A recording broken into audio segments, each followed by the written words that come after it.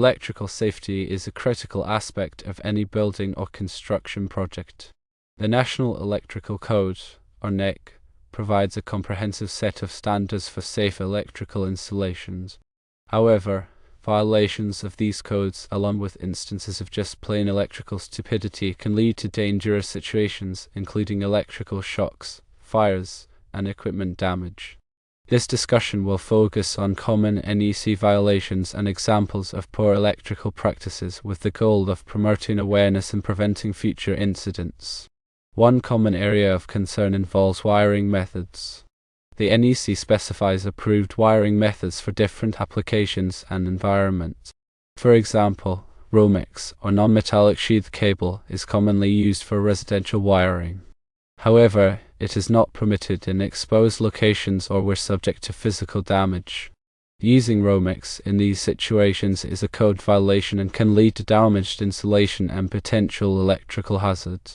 Similarly, using the wrong type of conduit or failing to properly secure conduit runs can also violate the NEC. Another critical area is overcurrent protection. Circuit breakers and fuses are designed to protect electrical circuits from overloads and short circuits. Using the wrong size breaker or fuse, or bypassing these devices altogether, can create a serious fire hazard. The NEC specifies the appropriate size overcurrent protection for different wire sizes and circuit loads. It's crucial to adhere to these requirements to prevent overheating and potential fires. Grounding and bonding are also essential for electrical safety. Grounding provides a path for fault current to return to the source, allowing the overcurrent protection device to trip and energize the circuit. Bonding ensures that all metallic parts of an electrical system are at the same electrical potential, reducing the risk of electrical shock.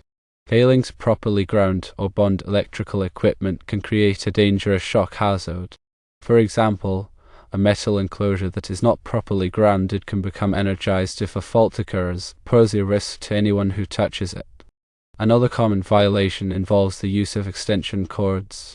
Extension cords are intended for temporary use only and should not be used as a substitute for permanent wiring. Overloading extension cords, running them under rugs or furniture, or using them in damp locations can all create fire hazards. The NEC has specific requirements for the use of extension cords, including limitations on their length and ampacity. Working space around electrical equipment is also a critical safety consideration. The NEC requires adequate working space around electrical panels and other equipment to allow for safe access and maintenance. Obstructions in front of electrical panels can make it difficult to shut off power in an emergency and can also create a hazard for electricians working on the equipment. Furthermore, improperly installed or maintained electrical outlets and switches can also create safety hazards.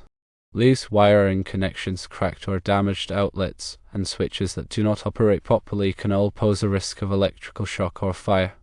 Regular inspection and maintenance of electrical outlets and switches are essential for ensuring safety. Here are some specific examples of NEC violations and poor electrical practices. Firstly, consider the example of splicing wires outside of an approved junction box. The NEC requires that all electrical connections be made inside of a listed enclosure, such as a junction box. Splicing wires without a junction box exposes the connections to physical damage and moisture, increasing the risk of shorts and fires. Secondly, consider using duct tape instead of electrical tape.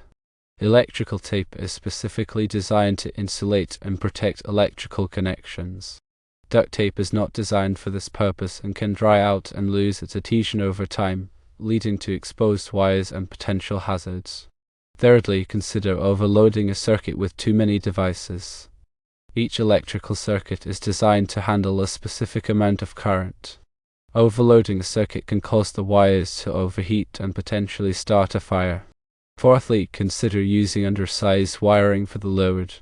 The NEC specifies the appropriate wire size for different circuit loads. Using undersized wiring can cause the wires to overheat and create a fire hazard.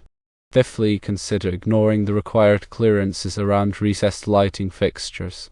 Recessed lighting fixtures generate heat, and the NEC requires specific clearances around these fixtures to prevent them from overheating combustible materials.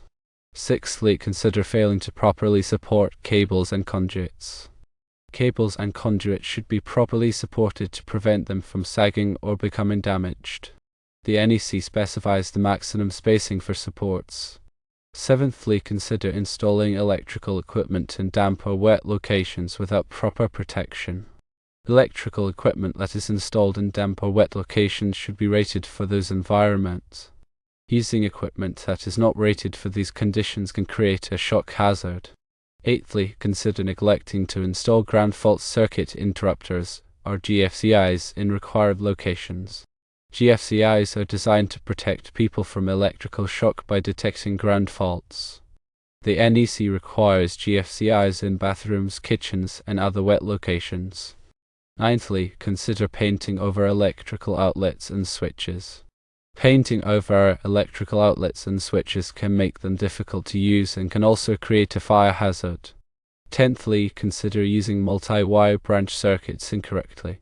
Multi-wire branch circuits can save on wiring costs, but they must be installed correctly to avoid overloading the neutral conductor. An overloaded neutral conductor can overheat and create a fire hazard. 11thly, consider driving nails or screws through electrical wires. This is a common mistake that can create a short circuit or ground fault. 12thly, consider using the wrong type of connector for connecting wires. There are different types of connectors for different types of wires. Using the wrong type of connector can create a loose connection and increase the risk of a fire. 13thly, consider failing to properly tighten wire connections. Loose wire connections can cause arcing and overheating, leading to fires. 14thly, consider running cables through walls or floors without proper protection. Cables that are run through walls or floors should be protected from physical damage. 15thly, consider using damaged or frayed wires. Damaged or frayed wires can create a short circuit or ground fault.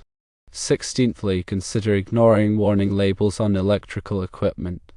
Warning labels provide important information about the safe operation of electrical equipment.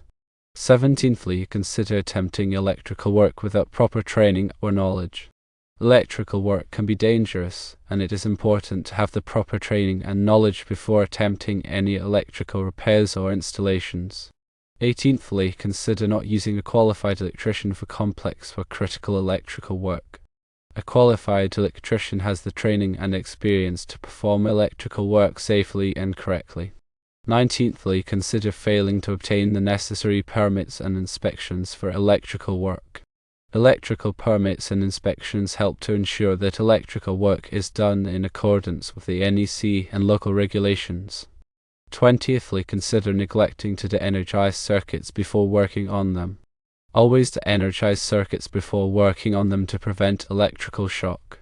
These are just a few examples of the many potential NEC violations and poor electrical practices that can occur. It's crucial to be aware of these hazards and to take steps to prevent them. Here are some tips for promoting electrical safety. Firstly, always follow the NEC and local electrical codes. Secondly, use a qualified electrician for all electrical work. Thirdly, inspect electrical systems regularly for any signs of damage or wear. Fourthly, replace damaged or worn electrical components immediately. Fifthly, never overload electrical circuits. Sixthly, use extension cords only for temporary use. Seventhly, install GFCIs in required locations. Eighthly, keep electrical panels and equipment clear of obstructions. Ninthly, educate yourself and others about electrical safety. Tenthly, obtain the necessary permits and inspections for electrical work. By following these tips, it is possible to minimize the risk of electrical hazards and create a safer environment for everyone. Electrical safety is everyone's responsibility. By being aware of the potential hazards and following the proper procedures, it is possible to prevent electrical accidents and save lives. Remember, when in doubt, consult a qualified electrician. Don't take chances with electricity. A mistake can have serious consequences.